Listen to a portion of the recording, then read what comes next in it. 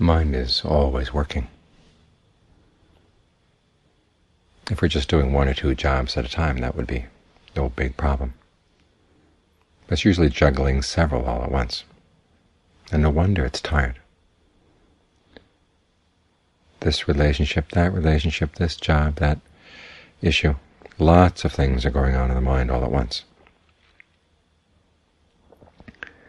And many times when we start meditating, it seems like just one more thing, one more ball to throw into the air, one more thing you've got to juggle.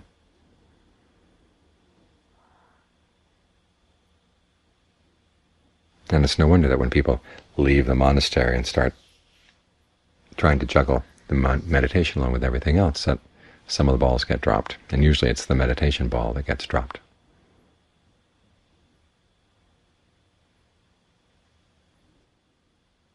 It's better to think of the meditation more as a way of cutting down on the jobs of the mind. The practice as a whole is a way of cutting down on the jobs. And the meditation gives you a place to stand, to do your work.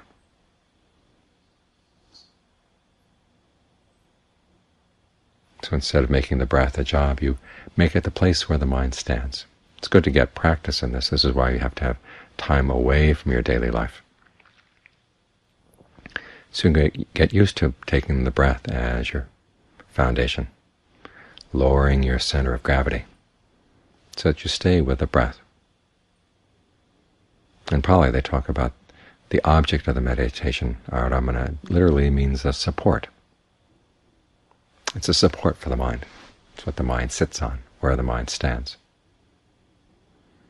And so it takes a certain amount of work to get that foundation solid. Once it's solid, then you find you can stand on it. It gives you support. While you're staying with the breath as your support, then you take on the other issues in life.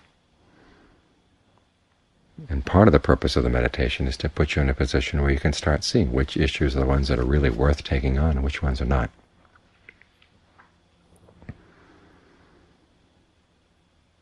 Part of this is simply being with the breath. You get more and more sensitive to the movements of the mind, more and more sensitive to what you're doing, where there's wasted energy. At the same time, it gives you a place where you stand apart a little bit from the activities of the world.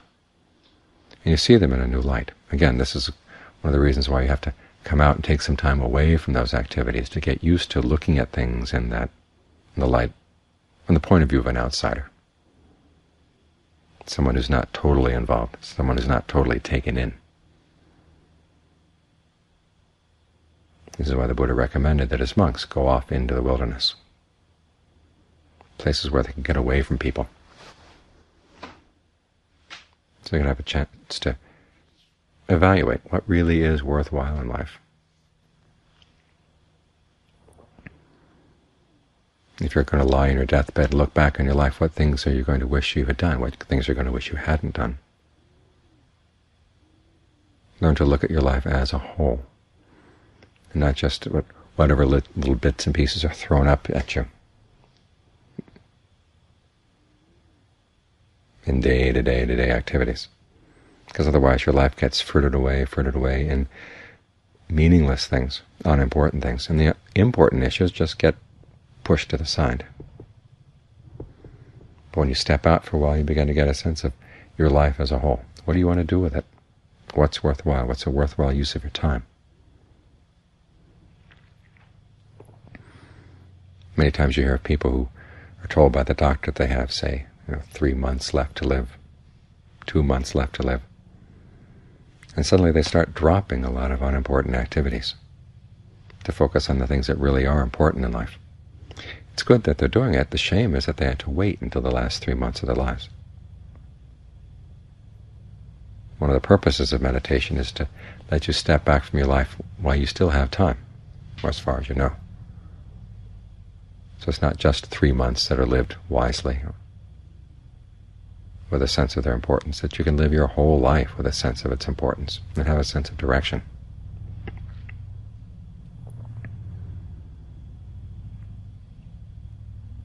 And even if you decide that you want to have a life involved in lay life, still you're doing it from a different perspective.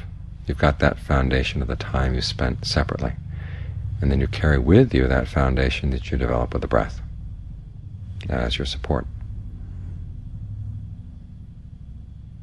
So you find that you don't have to juggle so much, and you have a more solid place to stand when you do have to juggle the affairs of daily life.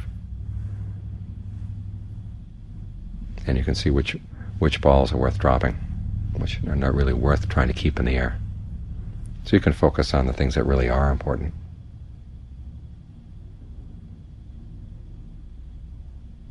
So even though the meditation is work, and that's what the word kammatthana means, it's our work as meditators, the object that we're focusing on. Don't think of it as simply one more burden to add to the mind.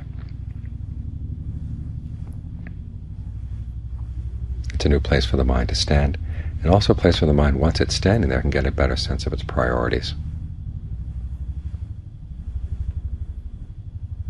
That way, when you leave the monastery, go back out into everyday activities, you've got a foundation that you can take with you. So, get to know the breath. Learn to be on good terms with the breath. If you're not on good terms with the breath, if you seem to be fighting it all the time, it's not going to become a good foundation. This means giving it some time to show itself for what it is. You can nudge it a little bit here. If it seems too long, you can make it a little bit shorter. Or if it seems too short, make it a little bit longer. It needs to be deeper, more shallow, heavier, lighter, whatever. You can nudge it in those directions, but then give it some time to show its results once it's been nudged. If you want it to be your friend, you have to be friends with it. You have to